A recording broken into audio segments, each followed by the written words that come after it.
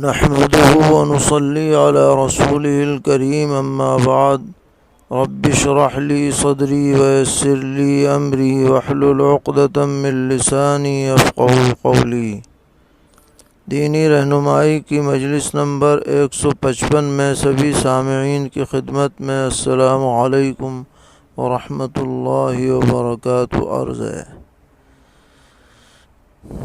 سوال کر رہے ہیں کہ اگر صلاۃ التسبیح کے دوران خطبہ جمعہ شروع ہو جائے اور ایک رکعت باقی ہو تو کیا کریں؟ اگر رکعت پوری کریں گے تو جمعہ کی رکعت نکلنے کا اندیشہ ہے، اور اگر سلام پھیریں تو کیا شکل ہو؟ جواباً عرض ہے کہ ایسی صورت میں صلاۃ التسبیح کی تسبیحات پڑھے بغیر ایک رکعت پوری کر کے سلام پھیر دیا جائے، مختصراً پڑھ کے، اور پھر بعد میں کبھی صلاۃ التسبیح پڑھنی ہو تو پڑھ لیں۔ ایسا بھی کر سکتے ہیں کہ 2 رکعت بعد میں صلاۃ التسبیح کی نیت سے پڑھ لی جائے تاکہ یہ تعداد پوری ہو جائے۔ ویسے یہ مسئلہ جاننا چاہیے کہ صلاۃ التسبیح میں جو تسبیحات اضافی پڑھی جاتی ہیں یہ صرف مستحب ہیں، واجب کے درجے کی نہیں ہیں۔ اگر ان کو چھوڑ دیا جائے تو اس کی وجہ سے نماز فی نفسی ہی درست ہو جاتی ہے، لہذا جہاں ایسی ضرورت ہو تو وہاں تسبیحات کو چھوڑا جا سکتا ہے۔ سوال کرتے ہیں کہ اعتکاف کے دوران ملازم کا اپنے لیپ ٹاپ پر آن لائن کام کرنا کیسا ہے؟ کیا اس سے اعتکاف پر کوئی فرق پڑے گا؟ جواباً عرض ہے کہ اعتکاف یکسوئی سے عبادت کے لیے کیا جاتا ہے، لہذا اعتکاف کے دوران آن لائن کام کرنا سخت مکروہ ہے، اس سے احتراز کرنا چاہیے۔ اگرچہ اس سے اعتکاف فاسد تو نہیں ہوگا لیکن بہرحال سخت کراہت ہوگی۔ اعتکاف میں پوری کوشش ہونی چاہیے کہ مسلسل یکسوئی کے ساتھ عبادت و ذکر و اذکار میں مشغول رہیں۔ پوچھتے ہیں معتکف اگر کورٹ کی تاریخ پر چند گھنٹے کے لیے عدالت چلا جائے تو اس کے اعتکاف کا کیا حکم ہے؟ جواباً عرض ہے کہ حضرت امام ابو حنیفہ رحمۃ اللہ علیہ کے نزدیک ایسی صورت میں اس کا اعتکاف ٹوٹ جائے گا۔ البتہ صاحبین کے قول پر اگر دن کے اکثر حصے تک باہر نہیں رہا ہے، جلدی واپس آ گیا تو گنجائش ہے، لہذا بہت ضرورت کے وقت صاحبین کے قول کو اختیار کیا جا سکتا ہے۔ سوال کر رہے ہیں کہ مسجد کے جو احکام و آداب ہیں وہ صرف اصل مسجد شرعی پر جاری ہوں گے یا اضافہ شدہ حصہ جو مسجد شرعی سے خارج ہے اس میں بھی ان کا لحاظ رکھا جائے گا؟ مثلاً دائیں پیر سے داخل ہونا، دعا پڑھنا، نفل اعتکاف کی نیت کرنا وغیرہ۔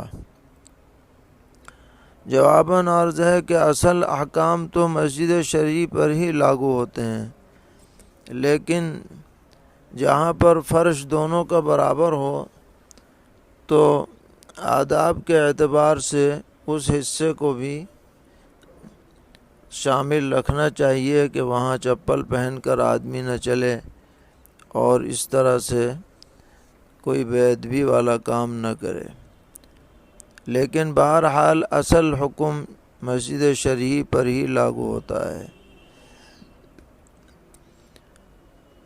پوچھتے ہیں کہ ایک شخص عید کے دن صبح صادق کے وقت صاحب نصاب نہیں تھا، لیکن عید کی نماز کو جانے سے پہلے اس کے پاس کہیں سے بڑی مقدار میں مال آ گیا، تو کیا اس پر صدقہ فطر واجب ہے؟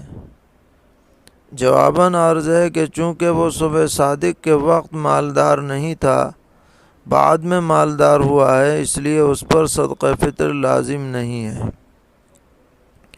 پھر بھی اگر وہ ادا کر دے تو انشاءاللہ اجر و ثواب کا مستحق بنے گا۔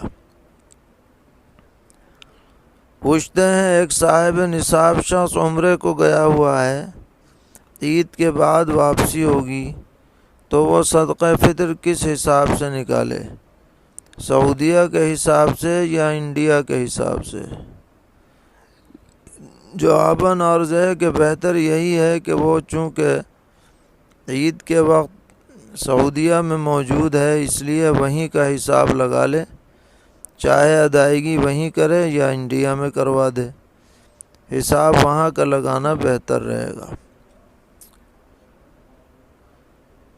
پوچھتے ہیں کہ زید عمرے کو گیا ہوا ہے اور اس کی 5 شوال کو واپسی ہے، تو کیا اس پر حج تک رکنا ضروری ہے اور حج اس پر فرض ہو چکا ہے؟ جواباً عرض ہے کہ اگر وہ پہلے سے حج کر چکا ہے تو اس پر مطلقاً حج فرض نہیں ہوگا، کیونکہ وہ اپنا فرض حج ادا کر چکا ہے۔ البتہ اگر اس نے پہلے سے اپنا حج نہیں کیا ہے تو یہ دیکھا جائے گا کہ وہ شوال میں سے لے کر اور حج کے وقت تک مکہ معظمہ میں ٹھہر سکتا ہے یا نہیں۔ اگر ٹھہرنے میں کوئی رکاوٹ نہ ہو تو حج فرض ہوگا، اور اگر رکاوٹ ہو جیسا کہ آج کل کا ماحول ہے کہ اجازت نہیں ہوتی ہے تو ایسے شخص پر حج فرض نہیں ہوگا۔ پوچھ رہے ہیں اگر کوئی غیر مسلم شخص ہمیں عید کی مبارکباد دے تو ہمیں کیا جواب دینا چاہیے؟ جواباً عرض ہے کہ اس طرح کا کوئی جملہ کہہ دیا جائے کہ اللہ تعالی ہم سب کو خوش رکھے، ایسا کوئی لفظ بول دیا جائے۔ پوچھتے ہیں صدقہ فطر کی مقدار گیہوں کے اعتبار سے تقریباً 2.25 کلو ہے اور کشمش اور کھجور کے اعتبار سے 3.5 کلو ہے، تو اگر کوئی شخص گیہوں میں بھی 3.5 کلو کی قیمت سے صدقہ فطر ادا کر دے اور اس طرح ادا کرنے کا مشورہ دے تو کیا یہ صحیح ہے یا نہیں؟ جواباً عرض ہے کہ ہاں، اس میں کوئی حرج نہیں ہے۔ اگر کوئی نصف صاع کے مقابلے میں 1 صاع کی قیمت دیتا ہے تو اچھی بات ہے، جتنا زیادہ خرچ کرے گا اتنا ہی ثواب ہوگا۔ سوال کرتے ہیں کہ ایک مفلوج العقل شخص زکوٰۃ کا مستحق ہے اور وہ خود مال پر قبضہ نہیں کر سکتا، لیکن اس کا ایک بیٹا ہے جو خود صاحب نصاب ہے، تو کیا یہ بیٹا والد کی طرف سے زکوٰۃ وصول کر کے اس پر خرچ کر سکتا ہے بطور ولی کے؟ جواباً عرض ہے کہ بیٹے کو تو خود چاہیے کہ وہ ایسے باپ کی خود خدمت کرے، زکوٰۃ اس پر نہ لگنے دے، کیونکہ وہ صاحب نصاب ہے، وسعت والا ہے۔ پھر بھی اگر کوئی ایسی شکل بنتی ہے کہ کوئی اسے زکوٰۃ دے رہا ہے اور یہ بطور ولی اس پر قبضہ کرتا ہے تو فی نفسی ہی اس کی گنجائش ہے، وہ قبضہ کر کے اس پر خرچ کر سکتا ہے۔ پوچھ رہے ہیں ایک صاحب نصاب شخص پر دوسرے کا قرض ہے لیکن قرض خواہ کی طرف سے ادائیگی میں مہلت ملی ہوئی ہے، تو سوال یہ ہے کہ یہ شخص زکوٰۃ ادا کرتے وقت اس قرض کی مقدار کو اپنے مال سے منہا کر کے زکوٰۃ ادا کرے گا یا اس قرض کو شمار نہیں کرے گا؟ جواباً عرض ہے کہ قرض بہرحال قرض ہے، اور شریعت کا حکم یہ ہے کہ قرض کی مقدار کو منہا کر کے جو مال بچتا ہے اس پر زکوٰۃ واجب ہوتی ہے، لہٰذا وہ پورے قرض کو نکال کر کے جو مال بچے گا اس کی زکوٰۃ ادا کرے گا۔ سوال کرتے ہیں کہ ایک شخص نے دوسرے کو وکیل بنایا کہ یہ میرے $10,000 زکوٰۃ کی رقم ہے، اسے فلاں مصرف میں خرچ کر دو، لیکن وکیل نے ان سب پیسوں کو اپنی ذاتی ضرورت اور کاروبار میں خرچ کر لیا۔ اب 2 مہینے کے بعد وکیل ان پیسوں کو زکوٰۃ کے متعینہ مصرف میں خرچ کرنا چاہتا ہے، تو اس طرح کرنے سے موکل کی زکوٰۃ ادا ہو جائے گی یا نہیں؟ جواباً عرض ہے کہ جب وکیل نے موکل کی زکوٰۃ غیر مصرف میں خرچ کر لی تو یہ اس کا ضامن ہو گیا تھا۔ بعد میں جب ضمان ادا کر رہا ہے تو اصل حکم یہی ہے کہ جو زکوٰۃ ادا کرنے والا مالک ہے اس کو مطلع کر کے اور پھر مصرف میں اس کی اجازت سے خرچ کرے۔ اگر بالا خرچ کرے گا تو انشاءاللہ زکوٰۃ تو ادا ہو جائے گی، لیکن بہتر شکل وہی ہے تاکہ کوئی شبہ نہ رہے۔ پوچھتے ہیں ہماری ایک بہن بہت نادار ہے، ہم زکوٰۃ کی رقم سے اس کا گھر بنانا چاہتے ہیں تو اس کی کیا شکل ہوگی؟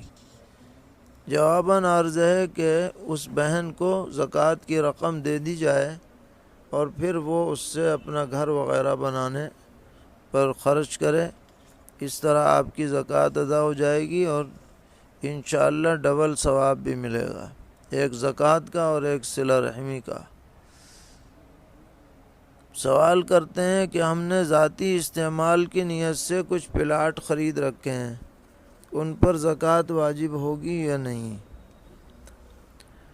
جواباً عرض ہے کہ ذاتی استعمال کے لیے جو پلاٹ خریدے گئے ہیں ان پر زکوٰۃ نہیں ہے۔ زکوٰۃ اس جائیداد پر لازم ہوتی ہے جو بیچنے کے لیے خریدی گئی ہو، وہ بطور مال تجارت سمجھی جاتی ہے۔ سوال کرتے ہیں اگر کوئی مجھے مستحق زکوٰۃ سمجھ کر زکوٰۃ دے اور میں یہ سوچ کر لے لوں کہ کسی مصرف میں خرچ کر دوں گا تو اس نیت سے میرا لینا درست ہے یا نہیں؟ کیا دینے والے کی زکوٰۃ ادا ہو جائے گی؟ جواباً عرض ہے کہ جب آپ زکوٰۃ کے مصرف نہیں ہیں تو آپ کو زکوٰۃ وصول نہیں کرنی چاہیے، اور اگر وصول کر لی ہے تو مالک کو بتا کر مصرف میں خرچ کرنا چاہیے، اپنی طرف سے خرچ نہ کریں بلکہ مالک کو بتا کر خرچ کریں۔ سوال کرتے ہیں کہ حمل کی حفاظت کے لیے کوئی وظیفہ بتلا دیں جسے پڑھ کر دم کیا جا سکے یا عورت پڑھ سکے۔